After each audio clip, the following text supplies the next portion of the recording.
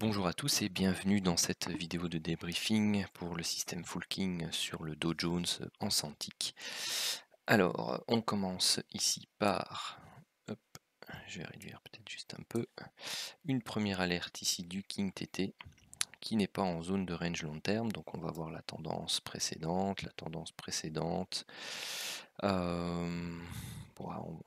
sans dézoomer, bon, alors on vient d'une tendance ici haussière, on a fait un travail d'un plus bas, un travail d'une zone, d'un plus haut, un travail d'une zone basse quasi en contact avec la bande. Donc ça c'est le genre de trade qui peut éventuellement encore se prendre. Donc on aurait ici quasi touché l'objectif. Donc je pense qu'au pire on serait sorti ici pour les plus tardifs. Ce qui nous donnait plus ou moins 40 points, on va dire, d'objectif. Ensuite, on a ici des alertes de divergence. La ligne de tendance, le break ici de validation se fait dans la zone grisée, donc celles-ci ne sont pas à considérer. Tout ça, ça se passe dans la zone grisée, zone grisée, zone grisée. Toutes les divergences ici se passent dans la zone grisée, peut-être pas celle-là. Alors celle-là, la validation, elle pouvait se faire ici, au break de l'AMM. Et si on prend la ligne de tendance, bon, c'était un peu plus tardif. Avec la ligne de tendance, c'était plutôt ici. Donc on est quasi au même point d'entrée. On n'est pas dans la zone grisée, donc on pouvait aller chercher l'objectif du setup 1 à 30 points. On sent que la volatilité a baissé. On a des amplitudes beaucoup moins fortes. Et pour le setup 2, eh bien, on pouvait sortir ici sur ce grand chandelier là sans trop de soucis. Pourquoi? Tout simplement parce que ici vous voyez qu'on a fait depuis tout à l'heure un point haut, un point bas, on retravaille le point haut, on retravaille le point bas. Donc on fait un zigzag dans une enveloppe qui est un peu large ici pour le moment. Donc on sent qu'on va pas chercher vraiment le contact avec l'enveloppe basse. Donc si on commence à réintégrer la zone grisée avec en plus des setups de divergence ici dans le sens opposé, eh bien on peut sortir prématurément pour le setup 2. Donc ici, bien celui-là aurait été validé bon, quelque part ici sans doute, ou dans la zone grisée de toute façon. Donc on était limite pour celui-là, et dans tous les cas on ne pouvait pas le prendre. Pourquoi? Parce qu'on était face à un setup de divergence baissier qui n'avait pas encore été invalidé ou terminé. Ensuite, pas de signal, enfin pas d'alerte plutôt, ici non plus. Ah, c'est dommage, on aurait bien voulu une belle alerte pour prendre en route cette belle hausse. Alors ici on a eu une première alerte, enfin en tout cas si vous aviez l'habitude vous pouviez la voir. Donc on avait ici une première divergence entre ces points là et ces deux sommets. La validation se faisait ici avec la technique de la ligne de tendance et ici avec la technique de la moyenne mobile. Dans tous les cas, vous voyez qu'on on prend bien, hein, c'était plus ou moins 70-80 points.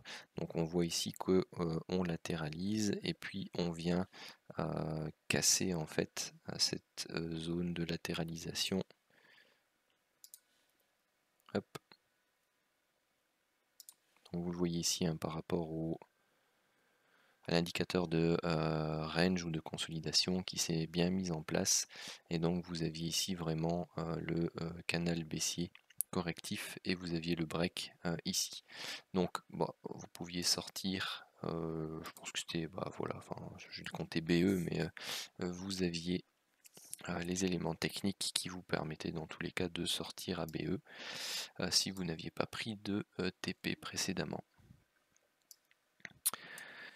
Ensuite, on a cette alerte-ci qui est donnée, qui n'est pas validée, mais on a celle-ci qui devient visible. Et comme je le dis souvent dans les vidéos précédentes, quand on a une alerte ici et qu'on a une invalidation par le fait que l'indicateur remonte, il faut toujours surveiller la dernière zone où vous aviez eu un plus haut au niveau de l'indicateur pour voir si une divergence de plus long terme ne se met pas en place, ce qui est le cas ici entre ce sommet-là et ce sommet-là.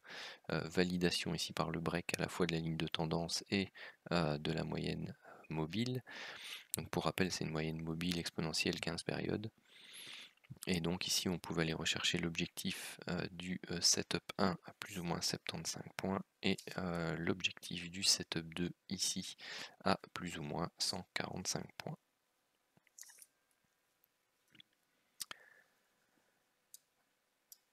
Ensuite, cette alerte-ci, eh bien, elle est contre le setup de divergence qui s'est terminé là. Donc, on regarde, on n'a pas nos 15 bougies après la fin du setup de divergence, donc on ne considère pas cette alerte. On a ensuite ici une alerte divergence qui est validée soit par le break de la ligne de tendance ici, soit par celui de la moyenne mobile. Donc on pouvait aller rechercher ici le setup 1 plus ou moins 70 points. Et sur le setup 2, eh bien, on était stoppé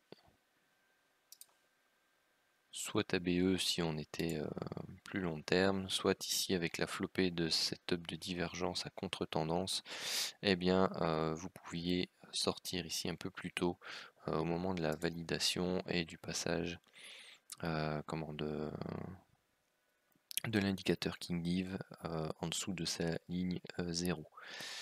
Donc vous pouviez avoir plus ou moins 60, on va dire 60 points.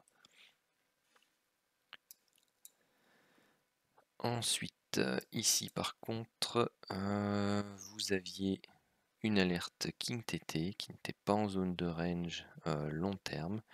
Par contre, le setup de divergence ici, donc le bleu, n'est toujours pas terminé et pas invalidé. Donc il n'est pas invalidé parce que les prix n'ont pas fait un plus bas par rapport au plus bas qui a donné naissance au setup de divergence. Et il n'est pas terminé parce qu'il n'a pas atteint son objectif de setup 2. Donc on peut prendre cette alerte-ci dans le sens de la tendance qui est donnée par le setup de divergence ici. Et donc vous pouviez aller rechercher plus ou moins 50 points, parce que je rappelle que la zone de TP pour les setups du King TT sont les plateaux opposés, donc le plateau opposé était ici. Et bien tout simplement, si vous étiez à l'affût également aussi de la divergence ici entre... Bah, il n'y en avait pas en fait, c'était pas ça que je voulais dire. C'était si vous vouliez reprendre en fait le train en marche par rapport à ce setup de divergence là, et bien vous pouviez aller éventuellement choisir de prendre... c'est pas le bon. Hop, pardon. Aller choisir plutôt que de prendre le TP comme on le fait d'habitude pour le setup du King TT, tout simplement aller rechercher les TP d'un setup de divergence, donc c'est-à-dire le contact avec la ligne de tendance ici pour le setup 1 qui donnait plus ou moins 70 points et le setup 2 qui donnait plus ou moins 160 points. Donc ces deux-là, moi je les compte pas dans les statistiques, je considère ce qui est donné dans les règles. Ça c'est, on va dire, un peu du hors-piste, mais c'est du hors-piste, on va dire, régulier pour les personnes qui sont un peu plus audacieuses. Ensuite ici, alerte divergence, mais face toujours à ce setup de divergence là qui se termine en fait ici, hein. Que vous soyez dedans ou pas, vous devez en tenir compte. C'est pas parce que vous n'êtes pas dans le setup de divergence qu'il faut vous mettre en face de ce setup. Donc il faut bien attendre la confirmation des règles. Donc il est terminé ici. Là, vous aviez une alerte King TT qui est dans le sens de la tendance, qui se trouve dans la zone haute, et donc quand on n'est pas en zone de range long terme et qu'on se trouve ici dans la zone haute de l'enveloppe, ce sont des alertes que vous pouvez prendre. Alors celle-ci, elle n'était pas stoppée, et vous aviez ici un TP qui était négatif, donc quand c'est comme ça, vous devez laisser courir pour arriver au minimum à 10 points. Donc c'est ce que je vais considérer ici pour celui-là.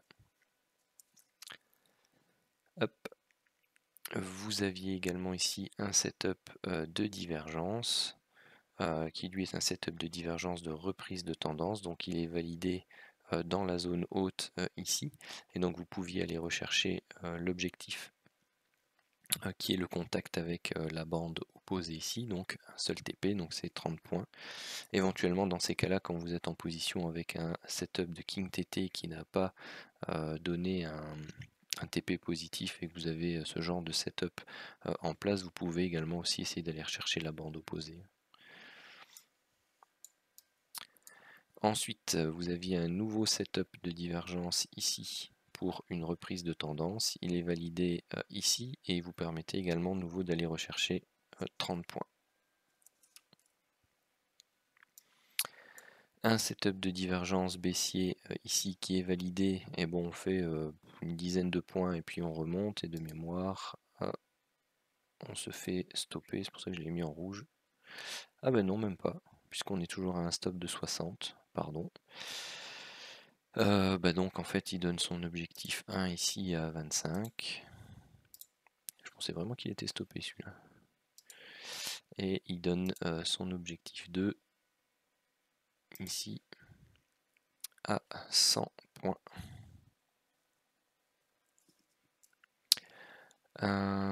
Celui-là on ne sort pas BE, pourquoi? Parce qu'on en a un second juste derrière, donc c'est celui-là qui est validé ici et qui renforce en fait l'idée qu'on va aller rechercher ici au moins l'objectif du setup 1, parce qu'on a aussi une courbe là qui se met à plat tout doucement. Donc ça sont des signes qu'il faut que vous puissiez également voir avec le temps. Et donc sur le deuxième setup, on pouvait aller rechercher ici l'objectif du setup 1 à 50 points et l'objectif du setup 2 à 130 points.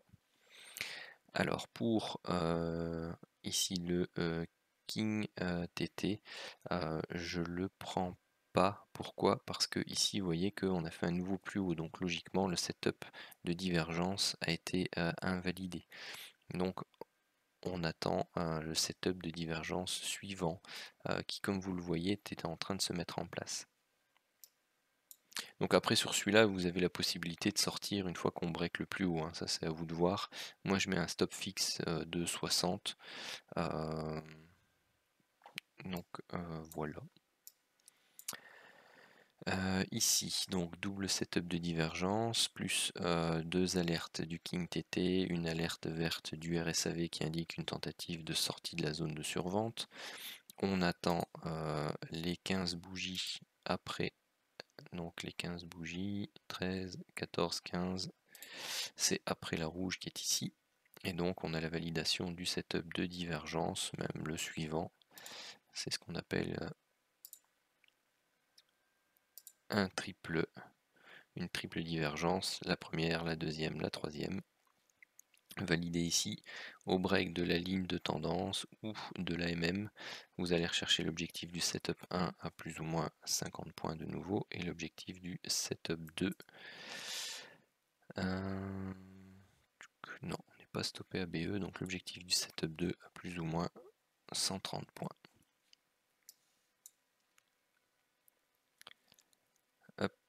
Bon après si vous étiez un peu plus frileux, bon c'est clair que vous sortiez peut-être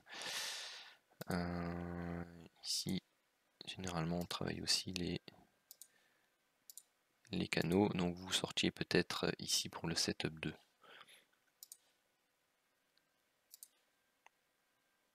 Hop, donc à plus ou moins 55 points, donc le même que le setup 1. Ensuite, tiens, il me semblait avoir tracé la ligne des 21h30 qui a disparu. Hop. Et ensuite, ce qui nous reste, donc ça c'est validé dans la zone grisée, c'est dommage parce que ça a donné l'objectif. Ici vous aviez un setup de divergence qui est validé et qui est validé par ce chandelier là qui à mon avis n'est pas, non, il n'est pas dans les 15 bougies après la fin de celui-ci, et donc après on passe à 21h30 à moins que, ah oui, celui-là est validé juste avant 21h27. Et donc ici vous aviez l'objectif au moins du setup 1 plus ou moins 40 points et l'objectif du setup 2. De toute façon on sort avant la clôture. Vous aviez ici le setup de divergence dans le sens opposé, validé ici par celle-là, même par celle-là, allez hop, et vous preniez plus ou moins 65 points. Alors, que je fasse les comptes.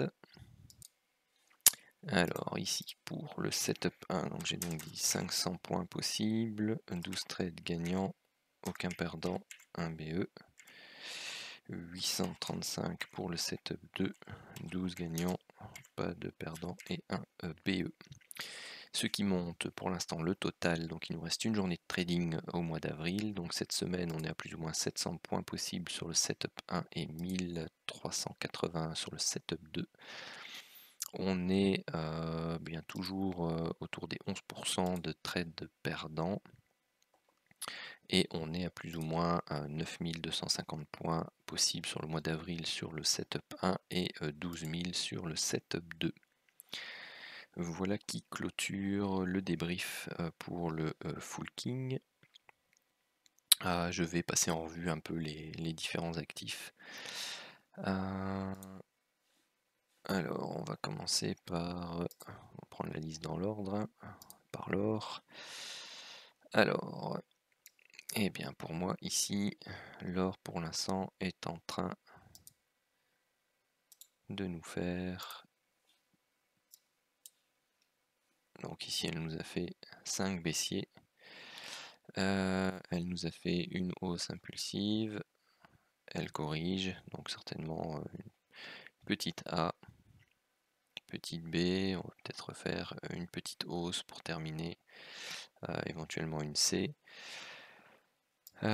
Travailler peut-être une correction ici en flat, donc une A, une B qui vient dépasser ici les plus hauts et puis qui recorrige pour aller rechercher un plus bas en dessous de celui-là.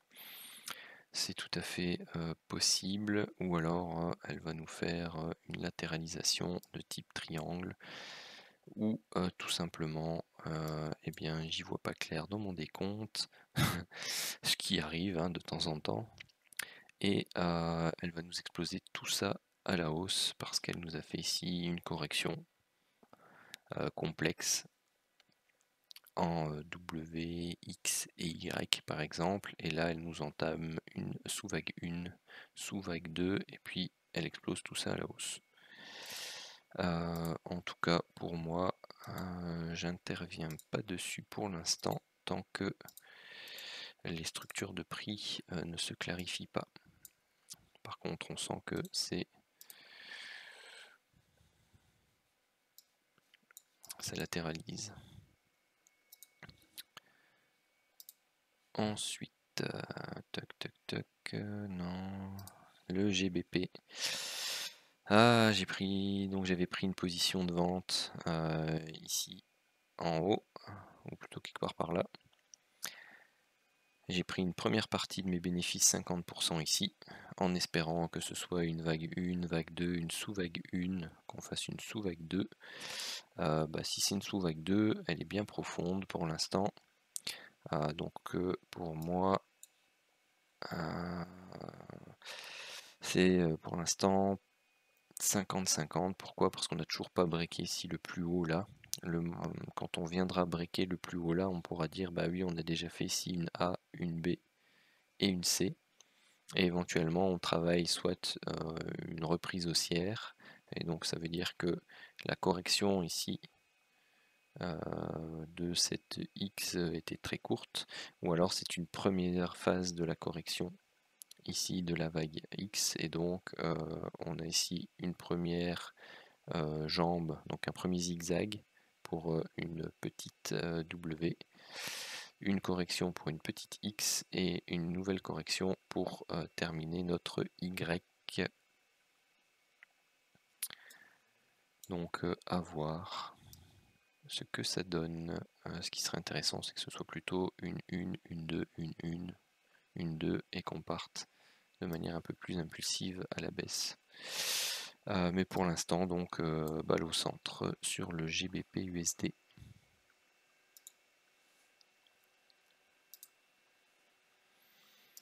Le gaz, voilà, après retester une fois sa zone ici de gap, hein, je rappelle, bon bah il la travaille sans arrêt.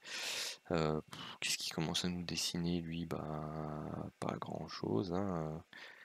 Une drôle de figure éventuellement de retournement, genre voilà. En tout cas, le jour où on breakera clairement cette zone ici, on pourra envisager une reprise haussière court terme. Pour l'instant, c'est du range.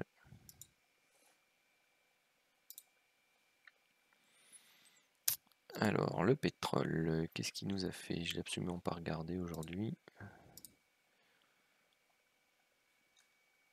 Alors, donc il nous avait breaké ici son canal baissier, et donc pour l'instant il est dans un canal haussier. Hop, horaire.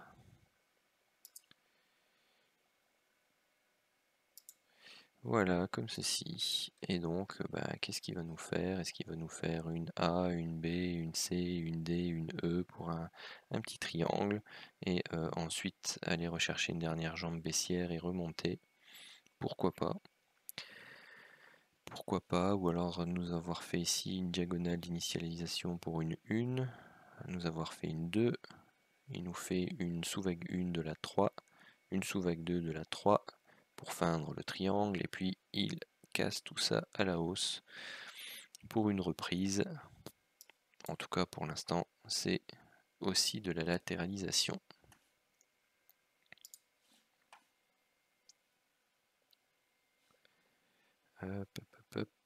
Alors l'euro USD, il continue tranquillement dans ces structures complexes. Il dessine peut-être un peu mieux ici un canal.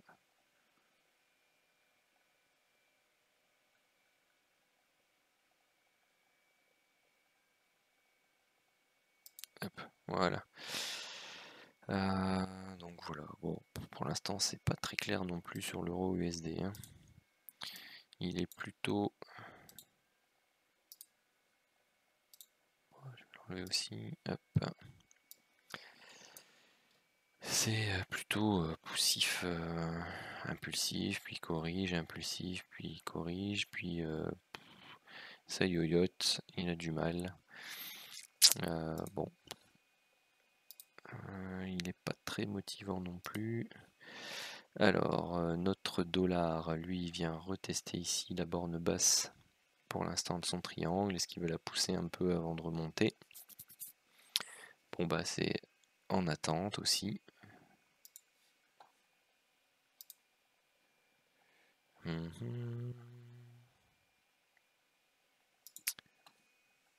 Alors, ici, le DAX.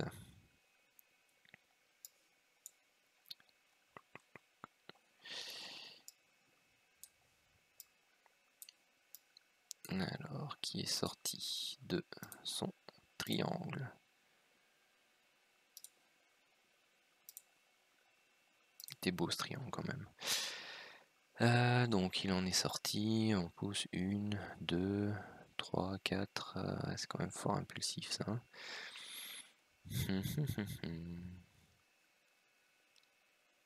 W, une X, une Y. En tout cas, pour l'instant, il a plutôt envie d'essayer d'aller rechercher. Donc on pourrait avoir fait ici une 2, une 3, une 4, et là il travaille une 5 pour aller rechercher ici le haut de son canal. Pourquoi pas. Ou alors il nous a fait ici une A, B et C pour une W, il nous a fait une X en triangle, et du coup il essaierait d'aller rechercher les 61,8 ici pour terminer une Y.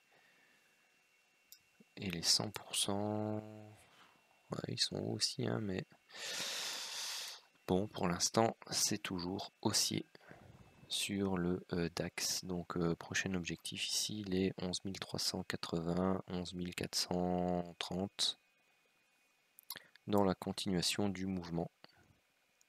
Mais donc attention ici à cette figure de triangle qui est en Elliott annonciatrice d'un dernier mouvement avant une correction ou un retournement.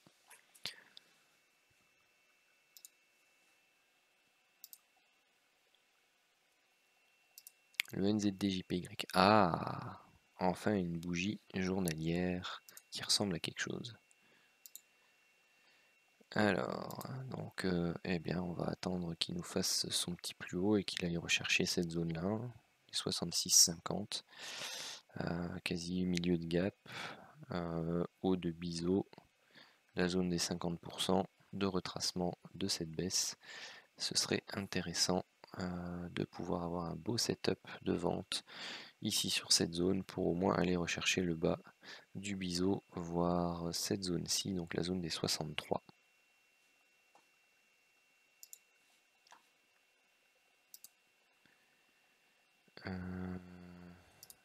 Alors le Bitcoin qui nous fait une belle poussée.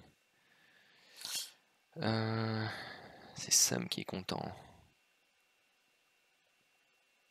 Alors lui par contre, je vais plutôt aller chercher mon autre graphe parce que j'ai toujours pas mis celui-là à jour. Où es-tu? Où es-tu? Tu es là.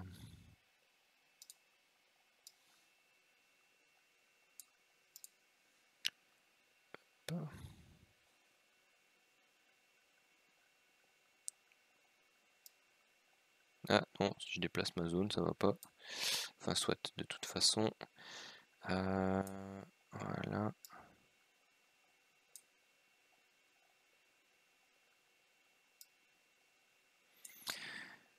Alors, il nous a finalement lancé une impulsion. Alors, pour moi, ça c'est toujours une structure qui est plutôt corrective par rapport à la baisse, même si on commence à corriger de manière assez forte. C'est certes une impulsion dans la phase correctrice, mais on essaye ici d'aller rechercher les 78,6 et cette zone de prix ici au niveau des 9200, on va dire 9100, 9200, pour éventuellement, ce qui arrive souvent aussi dans les phases en WXY, c'est qu'on vient avoir ici quelque chose d'assez impulsif, on latéralise dans un petit canal à faible pente et puis on s'en extrait pour avoir quelque chose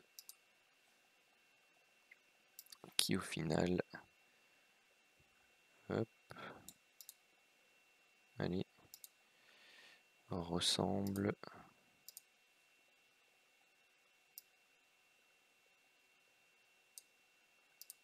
à quelque chose comme ça. Où l'on va essayer d'aller retester la zone haute du canal avant de corriger. Bon, celui-ci est un peu haut comme canal, mais bon, après, moi ce qui me perturbe assez, donc c'est cette phase en triangle ici.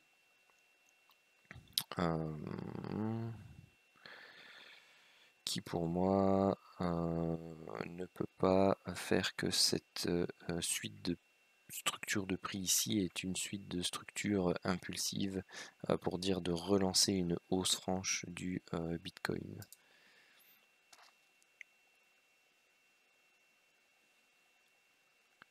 Est-ce qu'il veut bien me mettre le graphique H1? Oui, non, peut-être. Ok.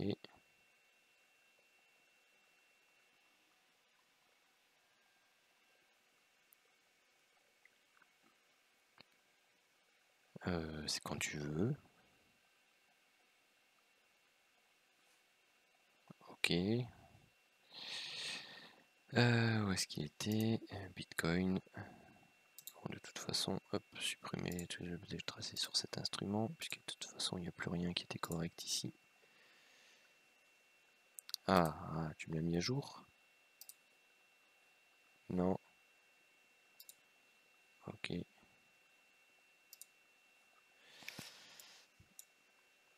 Donc voilà, hein, regardez un peu la structure journalière ici. On est en train tout simplement de tenter d'aller rechercher le haut de la fourchette qui est ici. Donc ici on a eu des tentatives, une tentative de percement, puis on la récupère. On vient travailler ici la ligne de tendance moyen-long terme. Ah bah, il y avait eu un beau setup de divergence quand même sur le King Div ici, c'était sympathique. Et donc on essaierait d'aller rechercher ici la zone des 9300, donc peut-être un peu avant 9100, 9300, le contact ici. Si maintenant on viendrait à fracturer par le haut cette fourchette, c'est clair qu'on a les 10 500 en ligne de mire, et si on vient fracturer les 10 500, là c'est qu'il y a eu une merdouille dans mon décompte. Même en journalier, c'est compliqué à trouver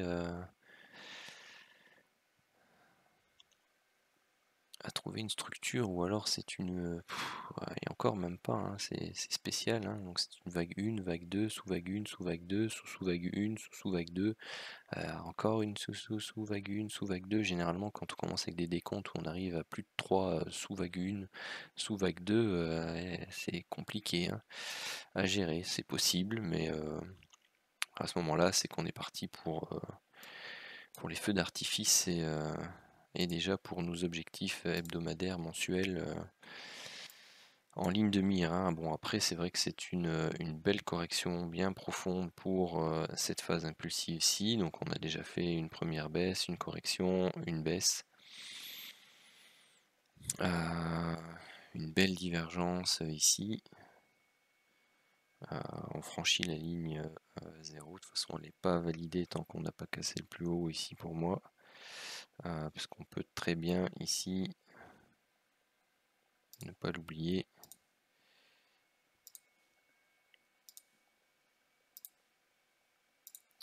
hop, aller rechercher éventuellement le contact ici avec le haut de la borne pour commencer tout simplement un nouveau cycle, donc une fameuse première vague haussière, une correction et une troisième vague qui est une vague haussière qui est plus impulsive mais qui vient en contact ici avec ce canal là, ou qui peut même le dépasser un peu, hein, puisque si on travaille un triangle, le triangle se forme ici à partir de la vague B jusqu'à la vague D qui doit encore se matérialiser ici. Hein. Donc est-ce qu'elle irait jusque là? Donc si on prend les proportions,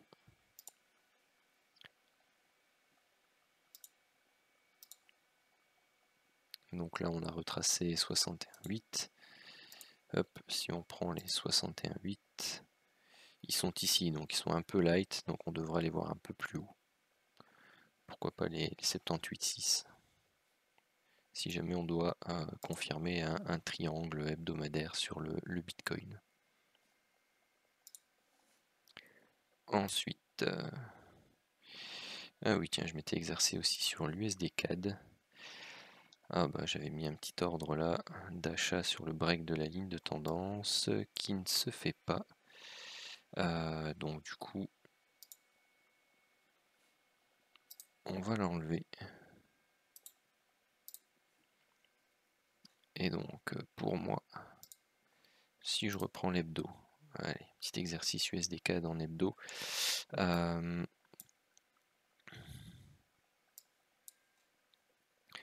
Donc ici, on travaille un plus bas mensuel, ici.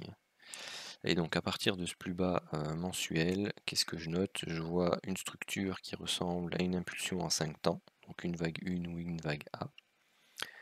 Une structure correctrice assez plate, donc ici une A, une B en flat et une C ici.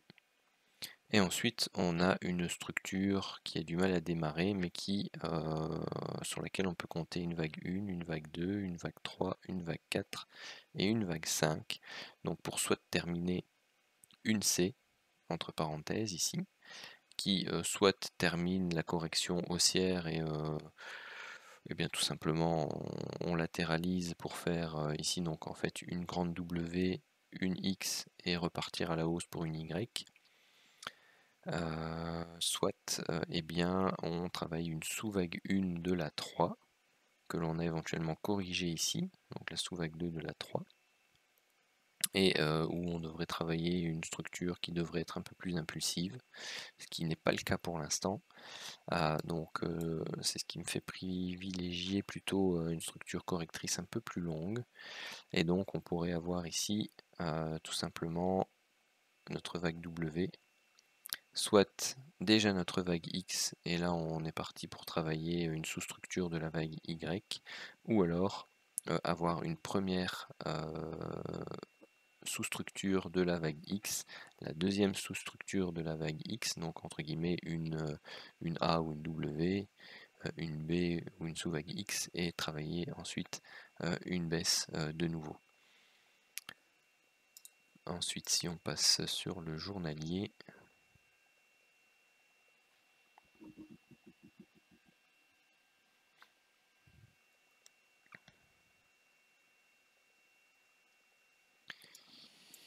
hop là, sur notre petit journalier,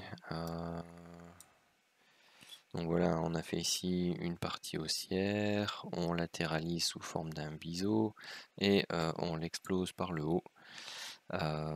Donc voilà, ici on peut tout à fait imaginer une petite 1, une petite 2, une petite 3, une petite 4 et une 5 en extension fortement impulsive, d'essoufflement qui marque la fin de la vague C. Mais ce qu'il y a, c'est que la structure qui est derrière, donc ici, soit c'est une première sous-vague 1,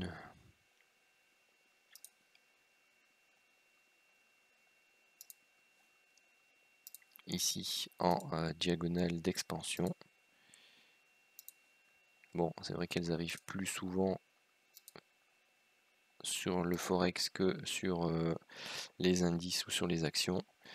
Et ici donc on a eu la petite A, petite B, petite C pour la petite 2.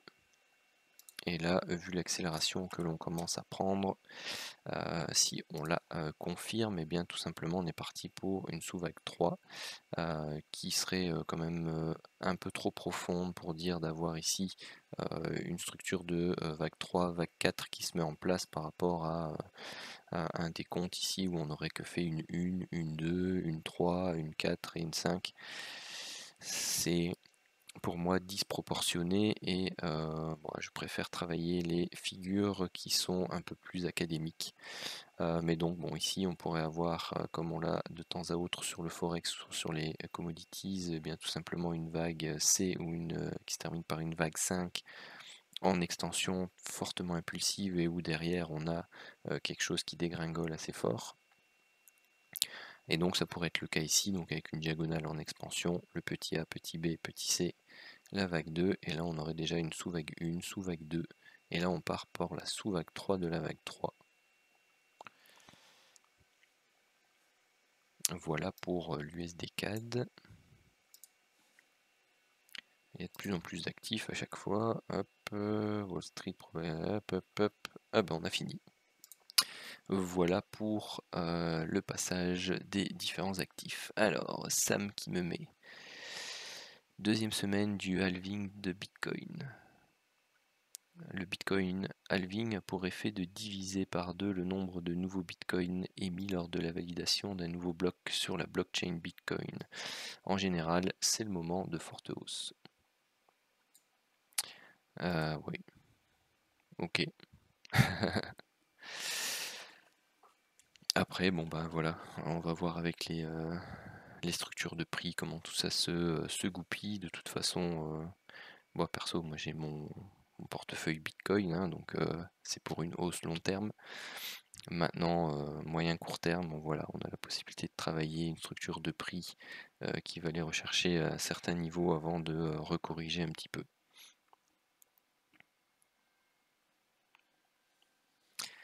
Voilà, voilà. Bon, 40 minutes de vidéo, je vais la couper ici. Je vais juste attendre la réaction de Sam avant de la couper. Holder, ah bah oui. Si on investit dans le Bitcoin, c'est pas pour le vendre, hein. On cherche des points ou des zones d'entrée pour l'acheter et pour le garder long terme. C'est quand même de la spécu, mais il faut plutôt la jouer à la hausse qu'à la baisse. Et donc, il faut avoir le cran d'acheter sur des retracements, des beaux points bas, et bien tout simplement avoir la patience de le garder. Sur ce, je vous souhaite une très bonne soirée.